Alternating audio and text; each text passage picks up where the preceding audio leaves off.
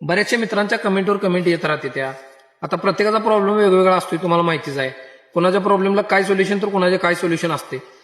आता एक गोष्ट लक्षात घ्या मित्रांनो, ह्यातनं व्हिजिटमधनं ही लोडमधनं मला बऱ्यापैकी गोष्टी जमत नाहीत. त्यातनं मी जरा जरा प्रयत्न करायला लागलोय आणि तुमचा छान सपोर्ट आहे, मला लय भारी वाटायला लागले. काहीच अडचणीचा विषय नाही. पण महत्वाचा विषय असा आहे की आपल्या व्हिडिओची क्वालिटी किंवा ऑडिओची क्वालिटी जरा कमी जास्त होते कुठं, कारण कसं आहे आपल्याला एडिटिंग वगैरे व्यवस्थित करायला वेळ मिळत नाही. आपल्याला व्हिजिटमधनं हाही एवढं करतो एवढंच आपल्याला लय चिखरीने वेळ मिळायला लागला. त्यामुळे ना मला एक सहकार्य करा, माझ्या व्हिडिओची आणि ऑडिओची क्वालिटी जरा कमी जास्त असली तर समजून घ्या.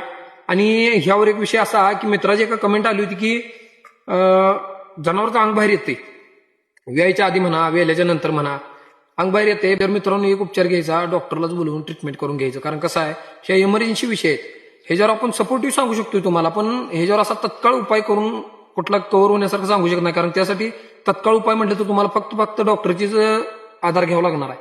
आणि आपल्या डॉक्टरकडे योग्य ट्रीटमेंट घेतल्यानंतर अंग बाहेर यायचं बंद होते जनावराचं.